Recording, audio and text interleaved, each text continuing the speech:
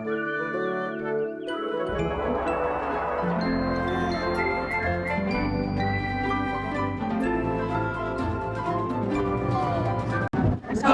warahmatullahi wabarakatuh.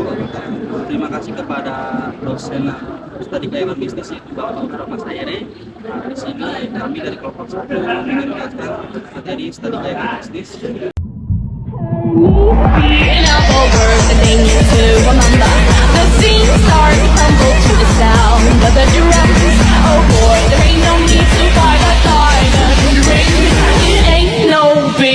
Just show her a little.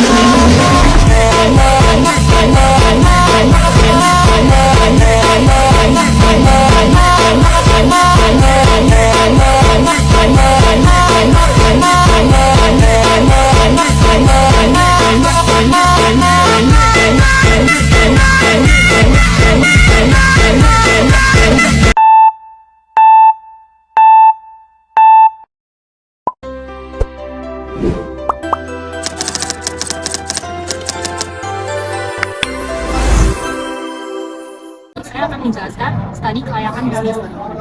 Studi kelayakan bisnis adalah penelitian yang menyangkut berbagai aspek, baik itu dari aspek hukum, sosial, ekonomi, dan budaya, aspek pasar dengan aspek manajemen dan keuangannya. Ruang untuk studi kelayakan bisnis dibagi menjadi 3, yaitu investasi, studi kelayakan bisnis, dan profit. Investasi adanya investasi dan finansial investasi. Ketidakpastian kendaraan, kegagalan, hukum, politik, sosial, perilaku, dan perubahan lingkungan masyarakat. Faktor-faktor yang menyebabkan kegagalan usaha yaitu data dan informasi yang tidak lengkap, tidak teliti, salah perhitungan, pelaksanaan pekerjaan salah, kondisi lingkungan, unsur sengaja. Gagalnya rencana usaha, yang pertama pasar tidak jelas, yang kedua tujuan atau sasaran tidak jelas, yang ketiga prioritas usaha tidak jelas, yang keempat tidak menunjukkan kompensasi, yang kelima menunda langkah-langkah penting, yang keenam takutnya resiko.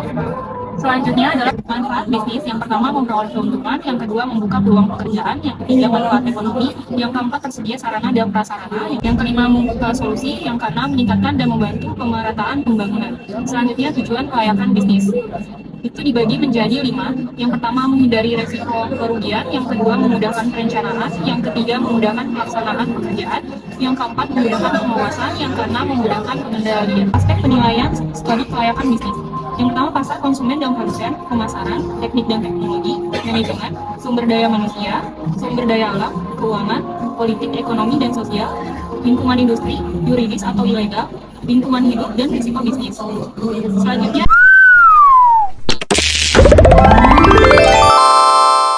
pasar. Beberapa besar luar pasar mengukur dan meramal permintaan dan penawaran, pertumbuhan permintaan, persaingan antar produsen, ketergantungan usaha terhadap produsen, konsumen, sumber daya alam. Aspek pemasaran itu ada beberapa, sikap perilaku dan kepuasan konsumen, strategi, kebijakan, dan program pemasaran, bauran pemasaran. Selanjutnya ada aspek teknisi dan teknologi, yaitu ada pemilihan strategi produksi, pemilihan dan perencanaan yang akan diproduksi, rancangan kualitas. Aspek sumber daya manusia itu ada perencanaan SDM, analisis pekerjaan, produktivitas. Selanjutnya ada aspek manajemen, yaitu bentuk badan usaha, rencana kerja, struktur organisasi, koordinasi, integrasi, dan kontroli. Selanjutnya ada aspek keuangan, yaitu jumlah dana yang dibutuhkan untuk pembiayaan, pembiayaan investasi, IPR, NPR, kredit, period, interest rate. Selanjutnya ada aspek persaingan dan lingkungan eksternal, yaitu ada yuridis formal, sistem birokrasi, iklim politik, situasi perekonomian, sistem nilai, dan lingkungan hidup. Selanjutnya ada tujuan akhir studi kelayakan bisnis, yaitu menilai apakah sesuatu dapat dikerjakan atau resiko atau tidak dari berbagai aspek dan kepentingan, tergantung dari pola pikir pembuat, optimis, pesimis, keberpihakan, working experience, education background, dan teknologi politis. Studi kelayakan bisnis yaitu penemuan ide bisnis, melakukan studi pendahuluan, membuat desain studi kelayakan, pengumpulan data, analisis dan interpretasi data. Sekian dari pertemuan 1 akan dilanjutkan oleh teman-teman. Gemas! Gemas! Gemas banget sih!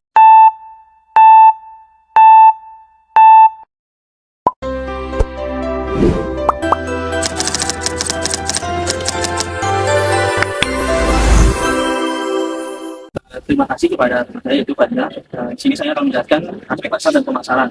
Pertama, kajian aspek pasar dan pemasaran bertujuan untuk mengetahui layanan objek, masa lalu dan saat ini sedang berkembang pemasaran dalam ilmu marketing adalah untuk mengendalikan pasar di waktu yang akan datang atau market driven. Aspek pasar dan pemasaran merupakan aspek pokok untuk dikaji dalam studi kaitan bisnis, sebab akan menentukan berhasil atau tidaknya suatu usaha dalam mengembangkan usaha yang akan dilaksanakannya. Kedua, mengkaji pasar berarti menentukan produk dan jumlah produk yang diminta oleh konsumen. Sedangkan mengkaji pemasaran akan berkaitan dengan cara bagaimana produk tersebut sampai ke tangan konsumen. Pengertian pasar yaitu suatu kelompok orang yang diorganisasikan untuk melakukan tawar-menawar sehingga terbentuknya harga. Pemasaran adalah proses kemasyarakatan yang mana para individu atau kelompok memenuhi kebutuhan atau keinginannya melalui proses penciptaannya, penawaran dan pertukaran produk yang bernilai dengan individual kelompok lainnya. Tujuan utamanya yaitu untuk memaksimalkan keuntungan dengan membuat strategi penjualan. Untuk pasar terbagi menjadi dua, yaitu dilihat dari sisi produsen atau dari banyaknya penjual, dan dilihat dari sisi konsumen atau dari pembeli. Yang ketiga adalah materi aspek pemasaran dan pasar dan pemasaran. Yang pertama adalah permintaan, kedua ada penawaran, ketiga ada proyek permintaan dan penawaran, keempat ada proyek penjualan, yang kelima ada produk barang atau jasa, keenam ada analisis pesaing, dan keenam ada lintas pasar, ketujuh pemasaran dan implementasi testing. Alat-alat bantu analisis yang digunakan dalam analisis pasar yaitu analisis least square, kedua ada analisis SWOT, dan ketiga dari seri pemasaran. Data-data yang diperlukan ada dua, yaitu aspek objek pendirian usaha baru yang terjadi dari data permintaan, yang kedua data permintaan sumber dari kualitas produk sejenis, yang ketiga adalah data pesaing, dan yang kedua adalah objek studi kelayakan pengembangan akuisisi, dan yang terakhir adalah Lawrence Management Function. Yang ketiga adalah target pasar dan segmen pasar, kedua adalah kebutuhan keinginan dan permintaan, yang ketiga adalah pemasaran dan prospek, keempat adalah produk penawaran dan merek, yang kelima adalah nilai dan pasar, yang enam ada pertukaran dan transaksi, yang ada jaringan dan pemasaran, tempat pasar, ruang pasar dan pasar peta, yang ke-10 adalah rantai pasokan, ada kompetisi, 12 adalah lingkungan pemasaran, dan ke-13 adalah program pemasaran atau program pemasaran. Dan selanjutnya akan dijelaskan oleh teman saya yaitu Rahayu.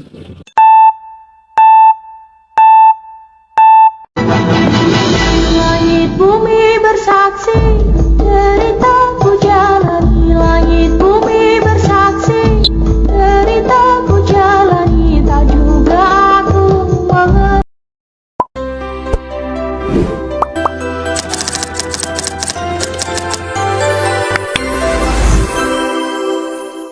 Materi pertemuan 3 yaitu aspek teknik dan teknologi dalam studi kelayakan bisnis.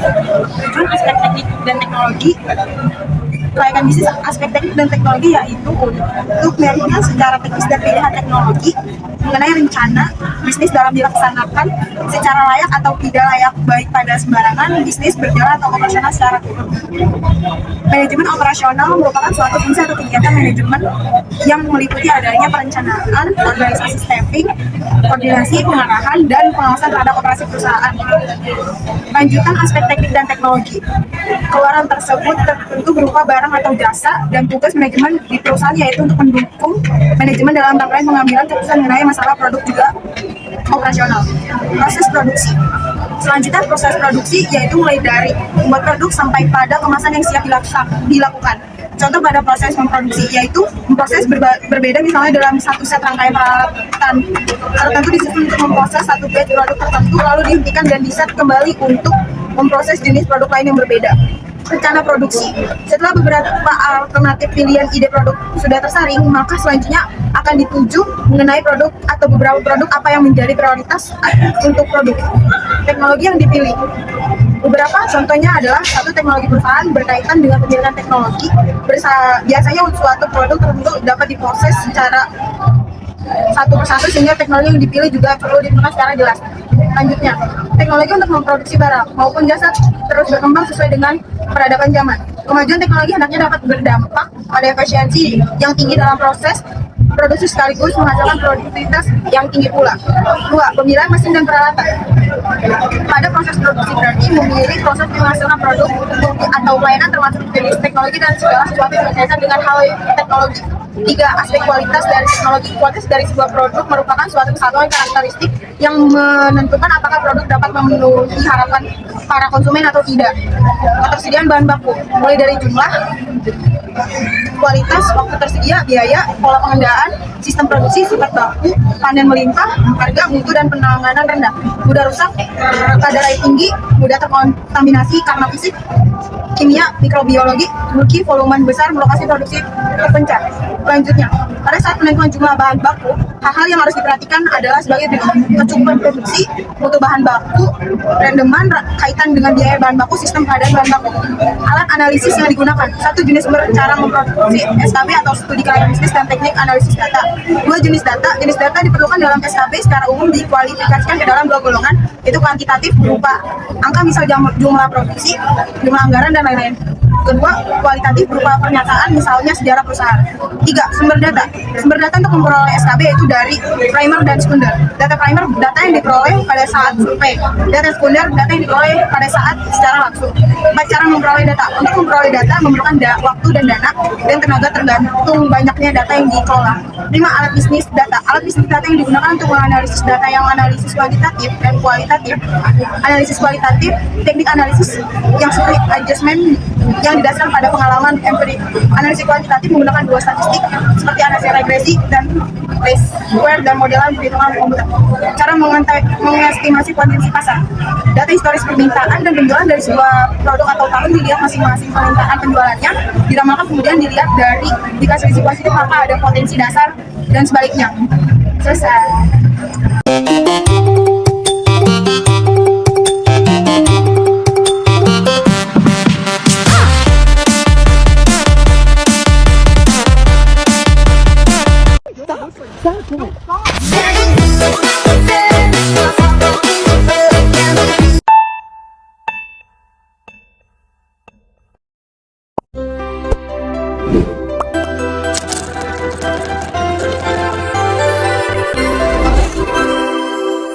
Pertemuan 4, penilaian aspek manajemen.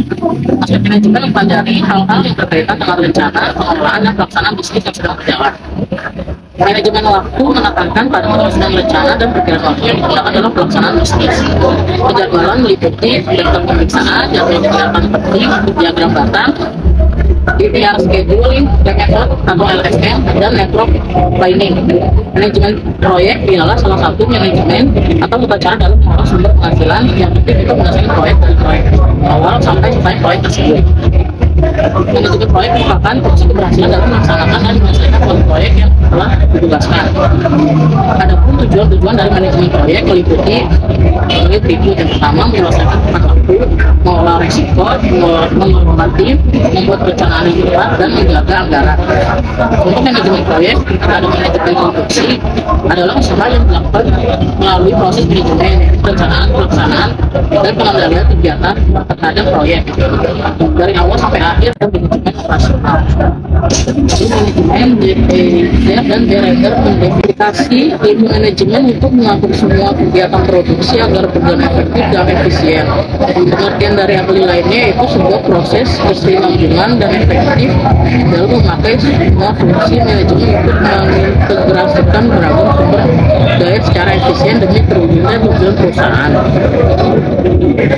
Selanjutnya ada tujuan manajemen operasional, bertujuan mengatur penggunaan sumber daya yang dimiliki oleh perusahaan, wanita, tenaga kerja, mesin, dan perlengkapan sehingga proses produksi berlangsung efektif dan efisien.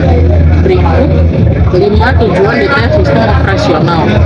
Yang pertama ada meningkatkan efisiensi perusahaan. Yang kedua, meningkatkan produktivitas perusahaan.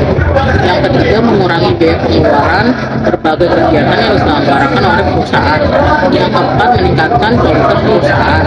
Yang kelima, mengurangi waktu proses produksi suatu perusahaan. Selanjutnya ada ciri-ciri manajemen operasional.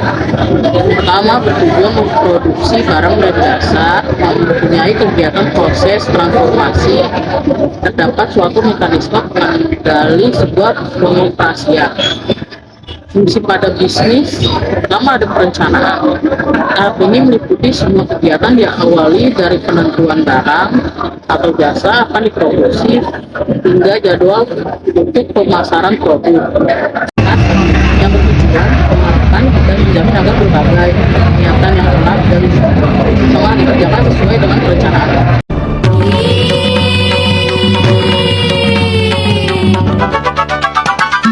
दिन की गति धूम मचाए सामने कोई टिक ना पाए छोटा भीम छोटा भीम छोटा भीम छोटा भीम भीम भीम भीम छोटा भीम छोटा Bhim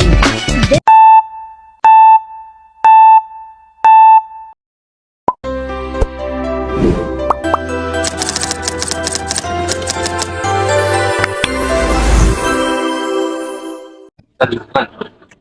Analisis aspek hukum. Aspek hukum dalam studi kelayakan bisnis adalah hal pertama yang harus diketahui. Meskipun masih banyak pihak yang melakukan mulai dari aspek yang lain, di mana ini tergantung atas kesiapan perusahaan masing-masing. Aspek hukum terdiri dari 4. Yang pertama legalitas, kedua bentuk badan perusahaan, ketiga rencana anggaran dasar perusahaan, keempat departemen, lembaga, instansi terkait dengan pihak perusahaan. Tujuan adanya aspek itu. Yang pertama, analisa jaminan yang dapat disediakan apabila bisnis didanai melalui pinjaman. Yang kedua, analisa legalitas usaha. Yang ketiga, analisa kesepakat bentuk badan hukum dibandingkan ide bisnis yang dihendak dilaksanakan.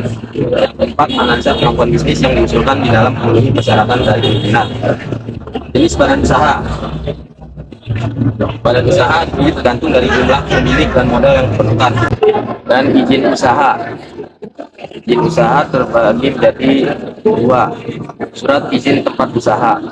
Tiap perusahaan butuhkan dan wajib mengurus situ atau surat izin tempat usaha, yakni untuk kelancaran dan keamanan usaha.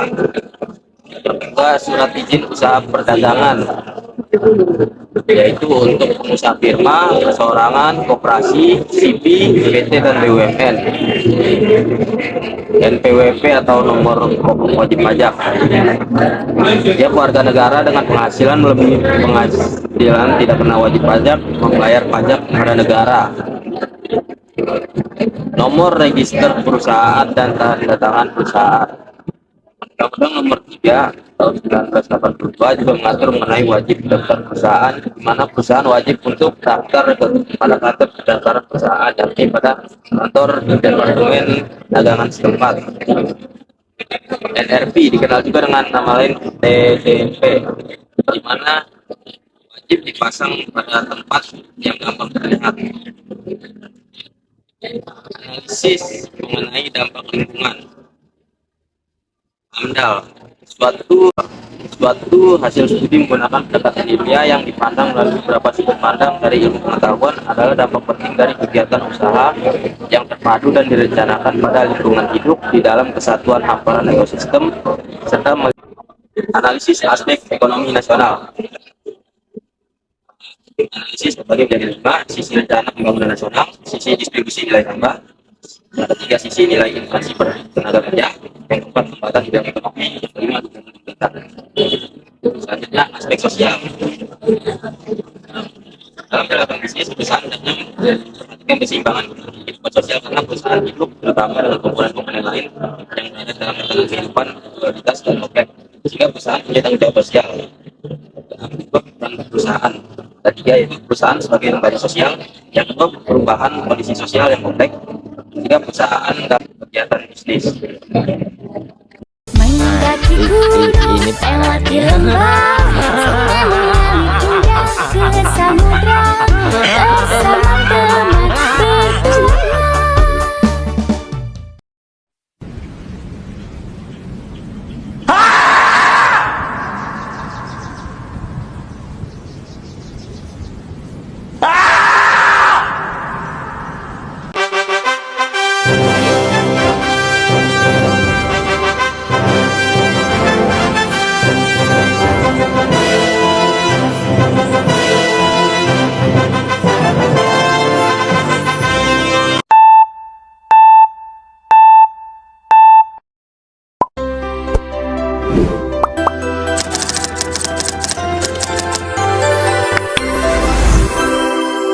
Penilaian aspek keuangan.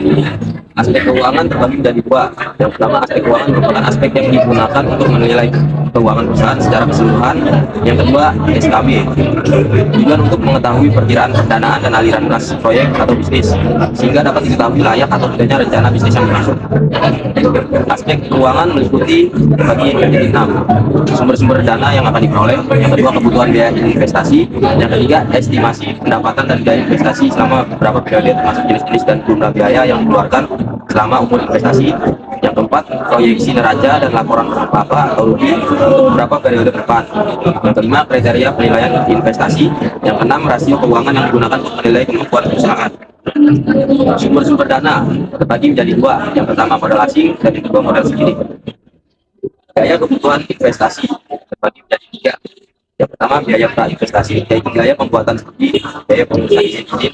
Yang kedua, biaya pembelian aktiva tetap, rumput, aktiva tanah, mesin, bangunan, peralatan, investasi kantor, aktiva dan aktiva berbedanya, dan aktiva tetap tidak berwujud, yaitu mobil, aktiva, dan lisensi. Yang ketiga, biaya operasional. Biaya operasional, upah dan gaji karyawan, biaya listrik, biaya telepon, dan air. Harus gas. Jenis harus gas ini berkaitan dengan satu usaha terbagi menjadi 3. Yang pertama, inisial cash flow atau kas awal. Yang kedua, operasional cash flow atau kas yang diterima dan dikeluarkan pada saat operasi usaha. Yang ketiga, terminal cash flow atau kas yang diterima pada saat usaha berakhir. Selanjutnya, kriteria penilaian investasi. Kriteria yang dapat digunakan sebagai membayarkan suatu usaha. Pertama, payback period. Yang kedua, average rate of return. Yang ketiga, net present value. Yang keempat, internal rate of return. Yang kelima, profitability index. Yang keenam, serta bagi rasio keuangan seperti rasio likuiditas, solvabilitas, aktivitas, dan probabilitas. Payback period untuk menghitung jangka waktu pengembalian modal adalah periode yang diperlukan untuk kembali pengeluaran investasi. Selanjutnya, neraca. Secara garis besar, garis besarnya menggambarkan jumlah harta pada posisi aktiva dan jumlah utang serta modal ekuitas di posisi nasabah. Pelajar berkas rekening pada bank, deposito penyerta, surat harga tetap tanah, biaya sewa, biaya administrasi, laba kotor operasional perusahaan, pendapatan bersih operasi, pendapatan lainnya, laba sebelum bunga dan pajak atau EBIT, biaya bunga atau bunga wesel, bunga bank, bunga hipotek, bunga obligasi, dan lainnya, laba sebelum pajak, laba sesudah bunga dan pajak, laba pada saham. Sekian presentasi dari kelompok kami.